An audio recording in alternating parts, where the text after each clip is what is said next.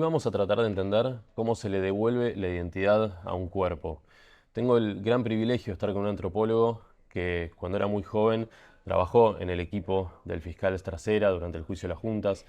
Luego fue parte, casi desde los comienzos, del equipo argentino de antropología forense, un equipo que tuvo y tiene un rol clave en la identificación de los cuerpos de los desaparecidos durante la última dictadura militar, de la identificación de los caídos en Malvinas, entre muchos otros hechos traumáticos y por supuesto muy relevantes, no solo de la Argentina, sino del mundo. Estoy con Carlos Maco Somigliana. Bienvenido, Carlos. Muchas gracias. Aquí en Conversaciones nos gusta arrancar con una consulta que es, ¿qué te trajo hasta acá?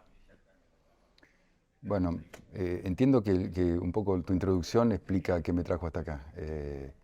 Hubo, si uno lo piensa en términos acumulativos, hubo un encuentro con un tema y una fascinación por ese tema y una necesidad de trabajar en ese tema y de resolverlo cuando se puede.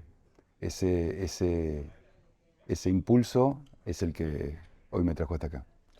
¿Qué edad tenías cuando empezaste a trabajar, a colaborar dentro del equipo de Estracera? 24 años. Eras joven.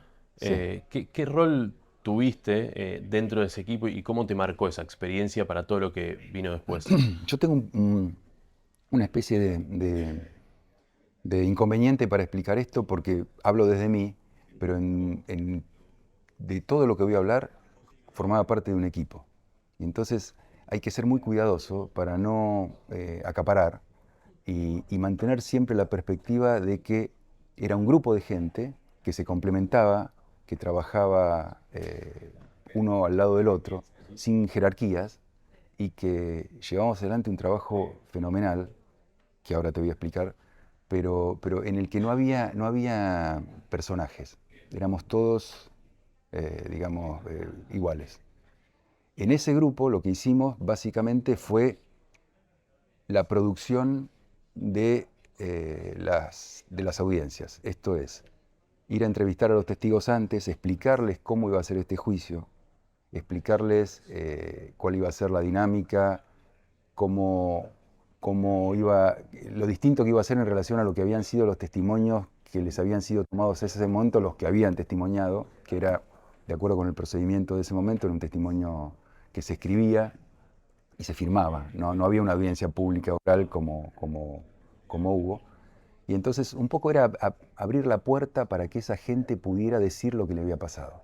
Ese fue el trabajo que a nosotros nos encomendaron y que hicimos, incluido, cuando digo la producción, incluido el hecho de tramitar los pasajes para que vengan de las distintas provincias, se acerquen a, a- a la fiscalía, se les explique en dónde iban a estar parados, cosas que por ahí parecen medio obvias, pero que en ese momento no lo eran, sobre todo para mucha gente, muchos de ellos sobrevivientes de los centros clandestinos, que tenían una enorme dificultad para poder contar eso, porque la sombra de lo que habían pasado era todavía muy, muy fuerte y muy reciente.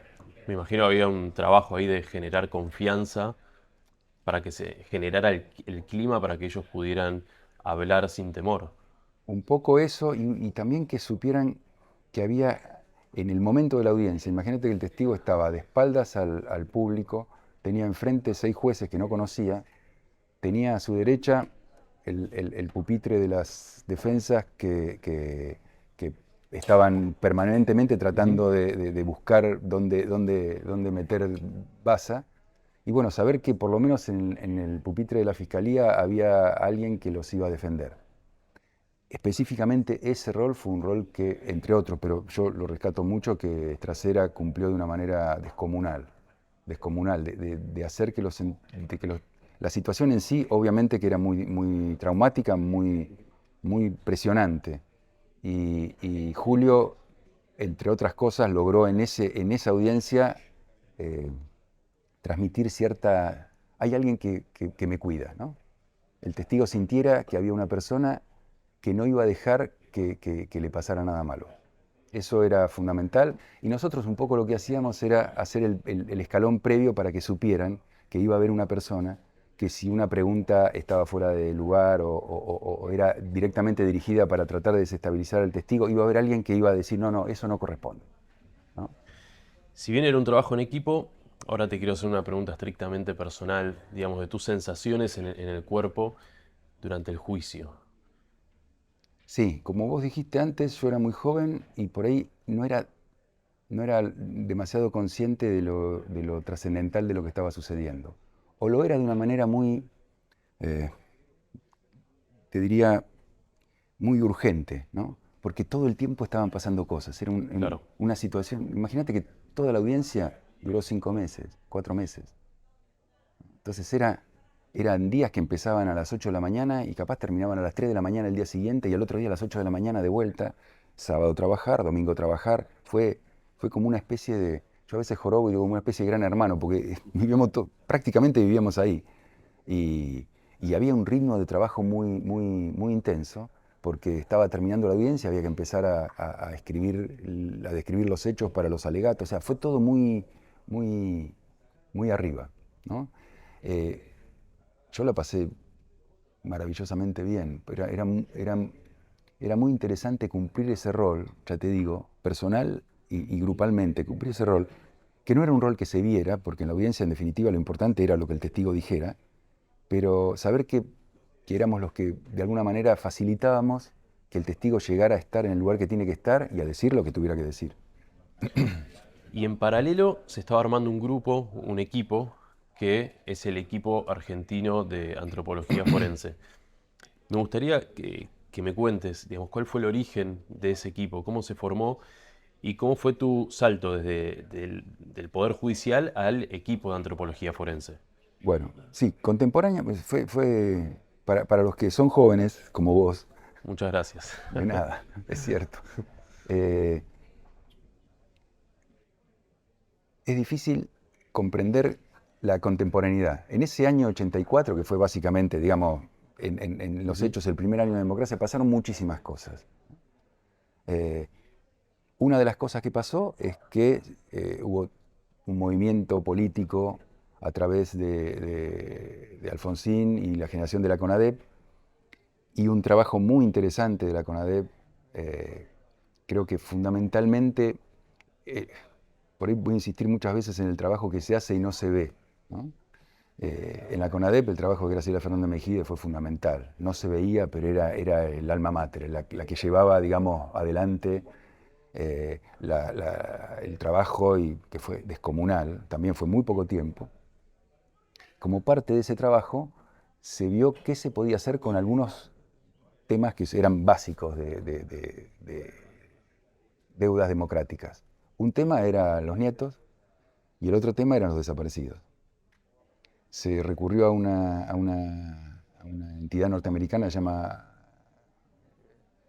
Asociación Americana para el Avance de las Ciencias y ellos mandaron a varias personas, pero fundamentalmente dos. Mary Claire King, que estaba empezando a trabajar en genética para poder establecer abolidad y que lo hizo, y con resultados que se siguen viendo hoy, y Clyde Snow, que era un antropólogo forense norteamericano de Oklahoma, que hizo una cosa muy obvia, pero que a nadie se le había ocurrido, y que en un sentido signó el trabajo del equipo y mucho del trabajo que yo hice después, gracias a esa semilla, que fue tratar de establecer si algún elemento documental que el propio Estado generaba podía estar reflejando la actividad que el Estado al mismo tiempo estaba llevando adelante en términos de represión clandestina.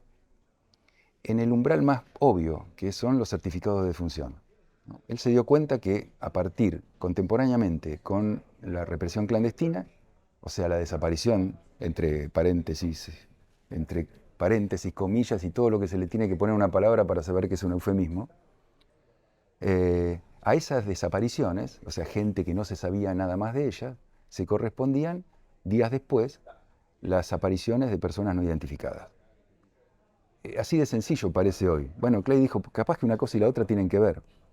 Y, y en base a ese eje fue que se empezó a desarrollar una investigación que te permitía llegar a un punto en el que vos suponías que por razones diversas en cada caso, una persona determinada que había desaparecido, o sea que no se sabía qué había pasado con ella desde una fecha determinada, podía ser una persona sin identidad que había aparecido, no importan las circunstancias, pero de alguna manera te permitía vincular una y otra cosa en términos hipotéticos.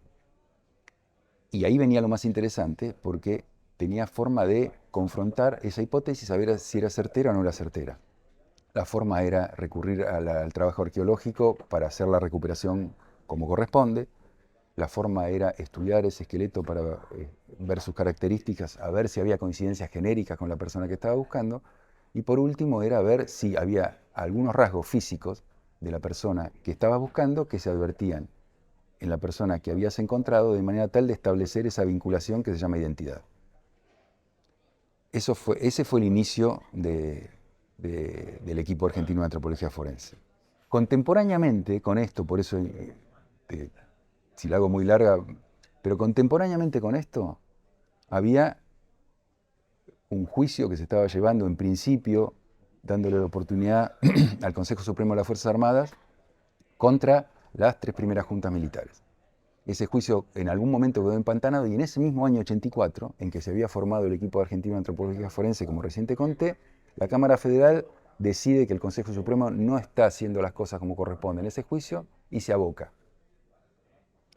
Se aboca, y también es un salto al desconocido, porque se aboca a una causa con la complejidad que esa causa tenía, para demostrar que esos comandantes conocían y habían dispuesto cada uno de los hechos particulares que había resultado en desapariciones de personas, y con un procedimiento también novedoso, que es el procedimiento del Código de Justicia Militar, que afortunadamente preveía la existencia de una audiencia pública. Como que esas cosas aparentemente de vertientes diversas tienden a confluir. Y bueno, una de las identificaciones que Clyde hace con el protoequipo de antropología, que es la de Liliana Carmen Pereira, que había sido asesinada en Mar del Plata, es una de las identificaciones que hace Clyde. Y es la identificación por la que va a declarar en el juicio de las juntas. Hay una foto muy famosa donde Clyde está explicándole al tribunal, ahí se ve de fondo una diapositiva, un cráneo, y él explica las lesiones que Liliana Carmen Pereira tenía, explica por qué sabe que era Liliana Carmen Pereira y cómo había muerto Liliana Carmen Pereira. Entonces, esos caminos se juntan ahí. Yo ya estaba estudiando antropología en ese momento y conocí a algunos de los integrantes del equipo, que en realidad todos ellos eran en ese momento estudiantes, porque cuando Clyde hace una especie de convocatoria a antropólogos para que lo ayuden en su trabajo, hubo muy comprensibles miedos, reticencias, suspicacias. Sería muy largo enumerar todas las cosas que hicieron que los que ya estaban graduados no quisieran o no pudieran comprometerse y que tuviera que recurrir a estudiantes.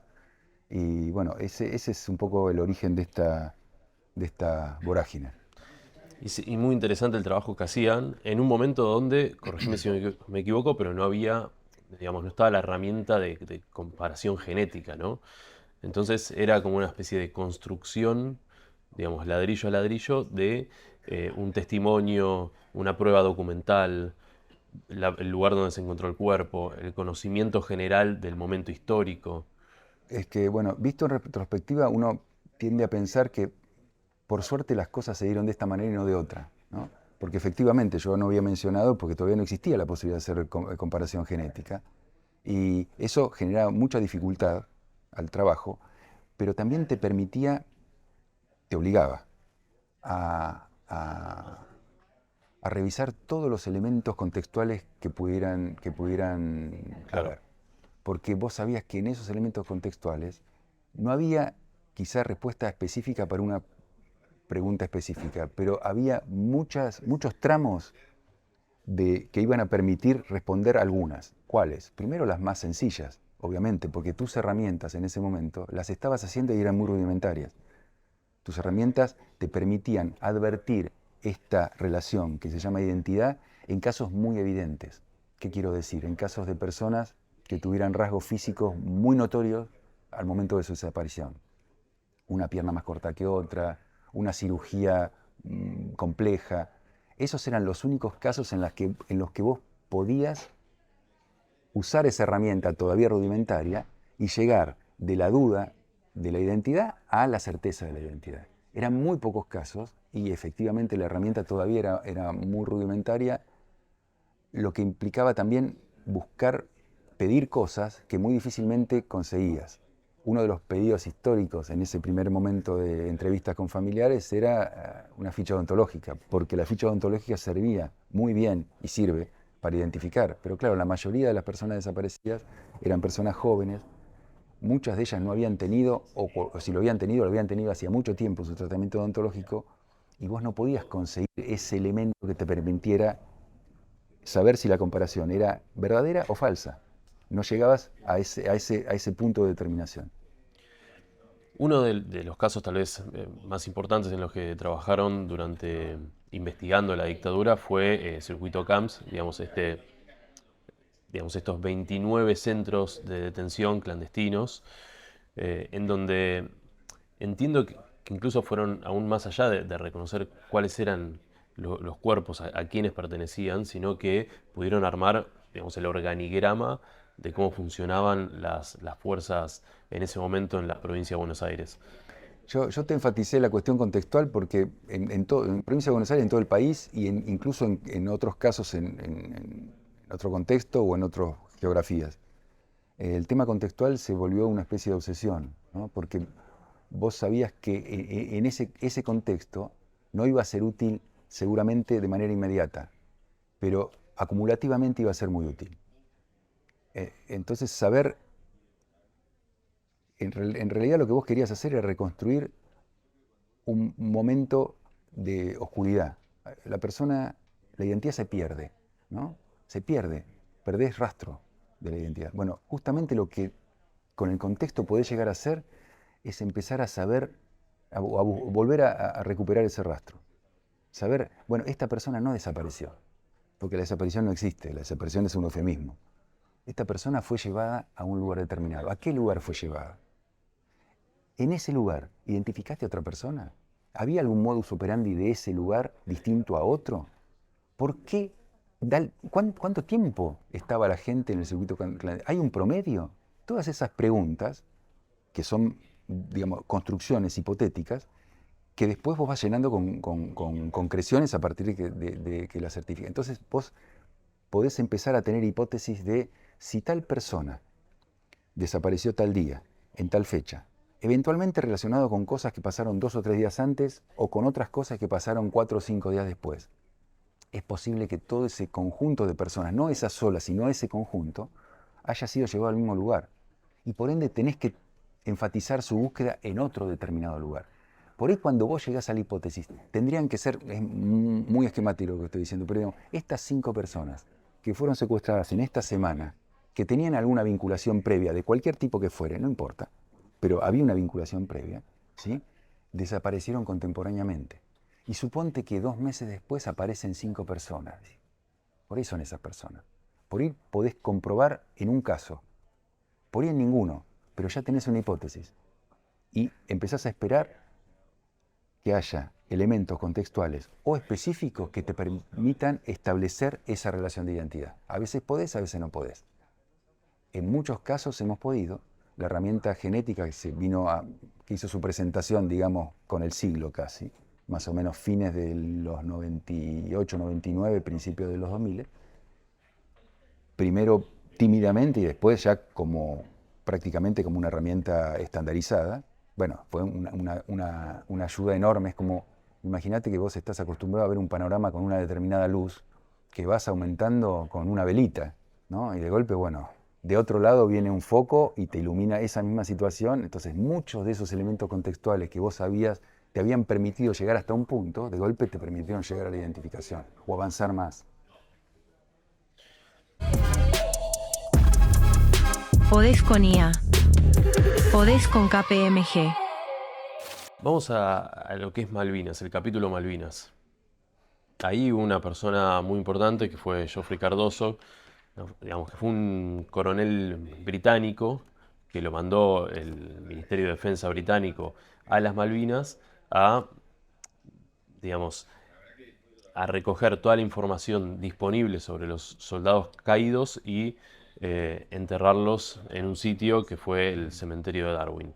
Por supuesto, había soldados cuyas identificaciones, digamos, no era posible confirmar, y se escribió en las cruces de esos soldados la frase tan conocida: soldado argentino, solo conocido por Dios.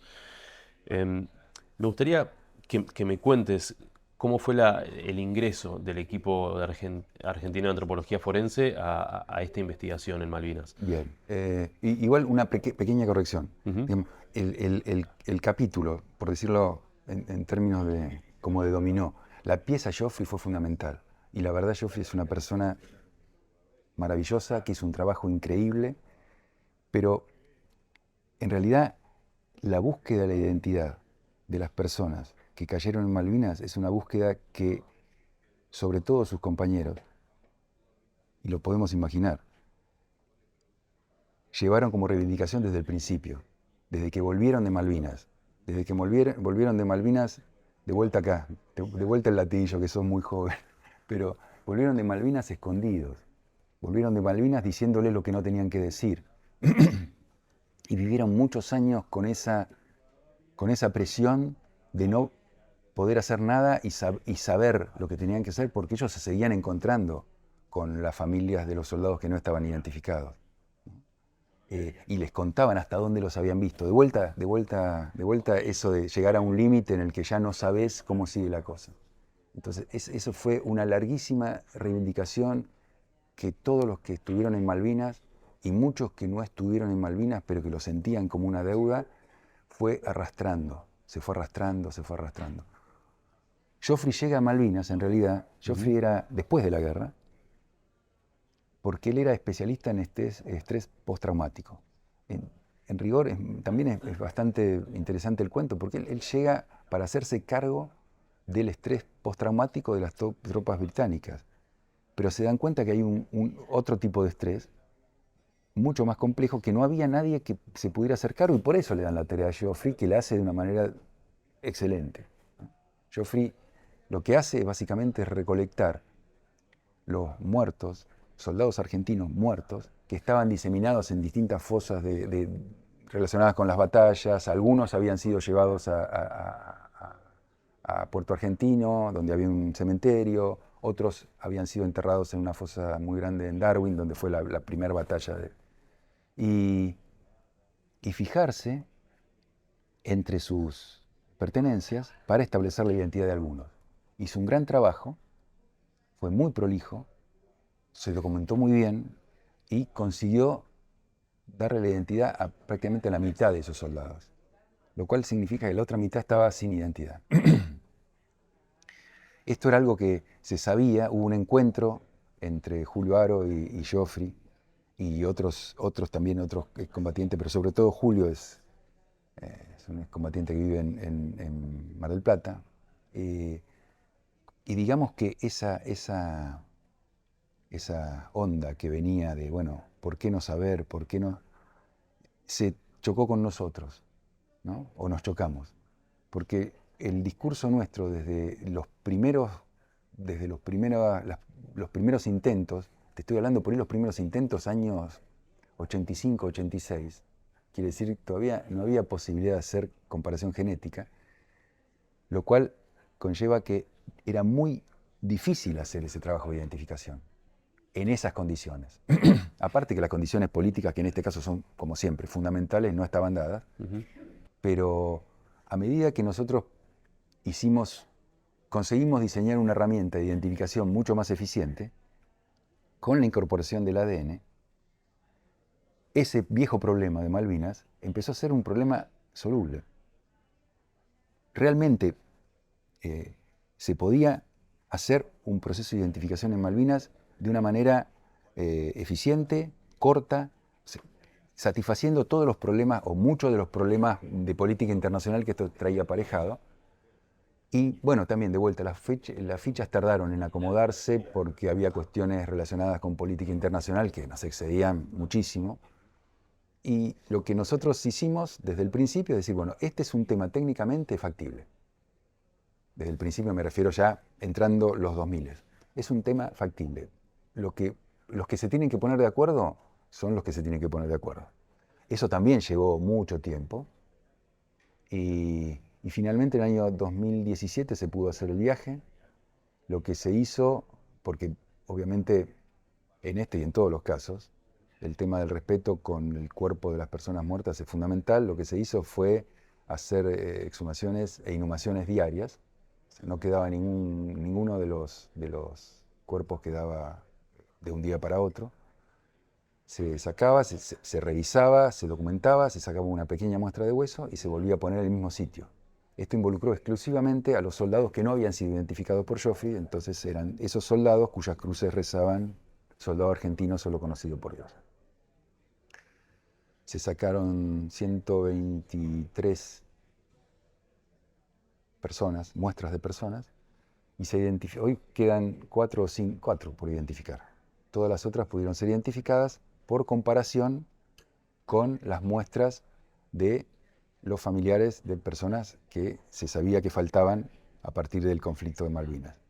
En realidad yo dejé para el final el trabajo que desde nuestro punto de vista fue el más hermoso, que fue el ir casa por casa, entrando en las casas de las familias de Malvinas, en la mayoría, si no en todas de las cuales había un altar por el soldado que no estaba, tomar muestra a esas familias, hacer completar el documento que exigía la Cruz Roja Internacional como parámetro, y finalmente en diciembre del año 17 se dieron las primeras, que fueron algo así como 104, 105 identificaciones. Y comunicación de esas identificaciones, volviendo a las casas, o muchas veces concentrando para dar rápidamente la noticia a las familias en Buenos Aires, en Resistencia, en Tucumán, en los distintos lugares donde había familiares de... ¿Iban personalmente ustedes a las casas? Sí, claro. ¿Y qué les pedían a los familiares? ¿Tenían que tomar una muestra de sangre? Lo que se les pedía en un contexto muy documentado, que eso fue una exigencia que introdujo la Cruz Roja, que no lo dije, pero bueno, el trabajo de la Cruz Roja también fue fundamental para acercar a las partes, y que se pusieran de acuerdo sobre la forma en que esto se iba a hacer y cómo se iba a documentar cada uno de los pasos. O sea, había un protocolo para encarar a las familias. Exactamente, y en el protocolo era muy importante porque...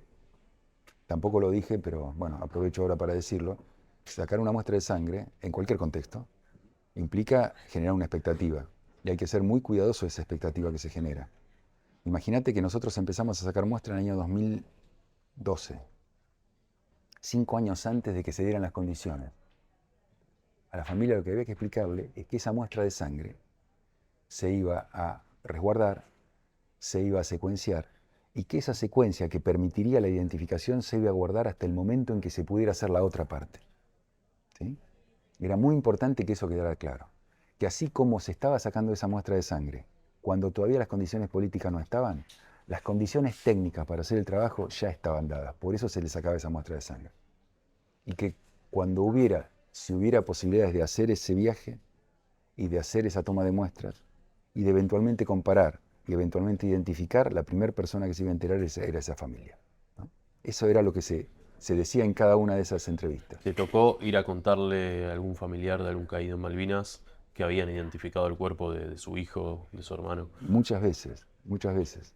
Cuando antes de entrar a cámara vos me decías qué lindo trabajo, y es hermoso, y esa parte del trabajo es lo más hermoso que hay. Es llegar con una respuesta, como ser un cartero. Llegar con una respuesta que esa familia está esperando hace mucho tiempo, muchísimo tiempo. Y como hay en la mayoría de los casos, y no en todos, es complejo simplificar todos los casos, pero lo que vos ves es una necesidad de duelo que está chocando con algo que no le permite consolidarse. Y vos ves el alivio que no es inmediato porque es muy traumático. Nadie que no haya trabajado en esto tiene por qué saberlo, pero la desaparición también implica un congelamiento de las condiciones.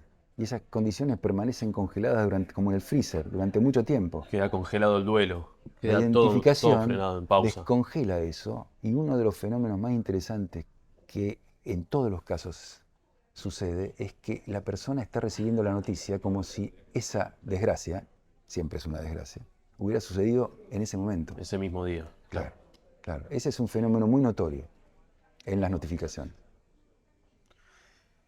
Me imagino que como investigador hay un momento en el que te das cuenta, por los estudios que te entregan y por todos los testimonios que vos tomaste, que un cuerpo coincide con determinada identidad, que un cuerpo pertenece a determinada persona. ¿Cómo es ese momento en el que vos estás solo o con tu equipo y ven que esas dos cosas coinciden? En realidad, ¿O es algo, digamos, es una construcción? claro, en realidad no es tan... Lo que puede pasar, primero, si yo lo grafiqué más o menos bien, estamos hablando de una herramienta que se hizo en un contexto de muchos contra muchos, ¿no? Entonces, no es que vos sepas. Eventualmente, en ese desplazamiento de muchos contra muchos, vos te das cuenta que surgen cosas que son muy significativas y tendrían que ser una identificación. Lo que tenés que hacer, como cualquier persona que trabaja en comparaciones que están pautadas, es reprimir tu natural instinto de decir, es esa persona, ¿no? Porque te puedes equivocar y te puedes equivocar muy mal. Lo que suele suceder es que te llega desde el laboratorio la confirmación de la identificación, ¿no?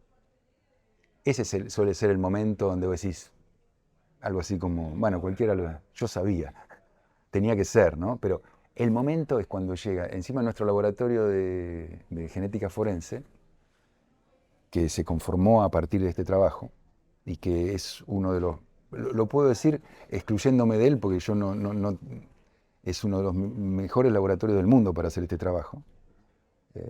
Tiene una tasa de recuperación en tejido duro que es de las mejores del mundo. Queda en Córdoba.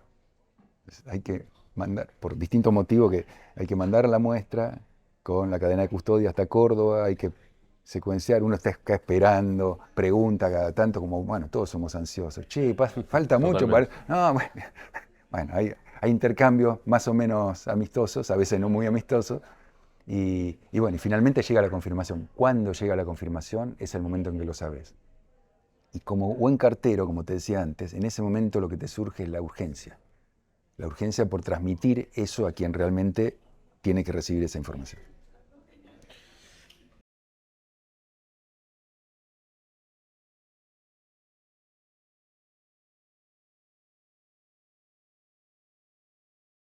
Carlos, como arrancamos en el inicio con una pregunta que le hacemos a todos los entrevistados, también nos gusta terminar con algunas preguntas que pueden tener o no que ver con tu trabajo, eh, pero que sí nos van a ayudar a conocerte un poco más. Eh, ¿Con quién te gustaría tener una charla y por qué? Puede ser un personaje que esté presente en este plano o no. Ah, que tengo muchas. Puede ser un personaje histórico. Mira, yo voy a ser muy obvio. Si yo tuviera la posibilidad de decir, quiero hablar con esta persona, yo querría hablar con mi viejo. Porque murió cuando yo era muy joven y me encantaría comentarle las cosas que pasaron. Tuvimos la enorme fortuna de trabajar juntos en el juicio. Ese año 85, trabajamos juntos. Y él falleció un par de años después, y como que hay muchas cosas que en ese momento recién se estaban empezando a manifestar, o ni siquiera se habían manifestado, y que después aparecieron, ¿no? Me encantaría poder hablar de eso. ¿Qué crees que te diría sobre tu trabajo? Eso ya es demasiada... No sé, yo tuve la suerte de tener una muy buena relación con él y me hubiera ayudado mucho mantener ese diálogo. No pudo ser. No sé qué me diría, pero seguro que me ayudaría. ¿Un libro o una película que te marcó para siempre? Un libro. El idiota, de Dostoyevsky. me encantaba cuando era adolescente la lectura. Me sigue encantando cuando soy viejo, pero como todos los lectores, tuve una época enfermiza adolescente y esa novela me fascinó. También un libro que leí mucho después y que me pareció apasionante en términos históricos es Una temporada en el quinto piso de Torres. Pero tengo muchos. ¿Hasta qué hora tenemos para que...? Tenemos que ir cerrando. ¿Cuál era la otra? Lamentablemente, esta era la última pregunta. Bueno. Te agradezco muchísimo por haber venido. Ah, la película. Podía ser libro o película, pero Ah. podés agregar una película. Tendría que pensar, porque son demasiadas, pero no sé. 2001. ¿2001? Sí, 2001. Bien. Bueno, me gustó a mí también. Bueno, Gracias por venir a conversar aquí a la de nada, redacción. gracias, me sentí muy cómodo, así que gracias a vos. Gracias por tu tiempo.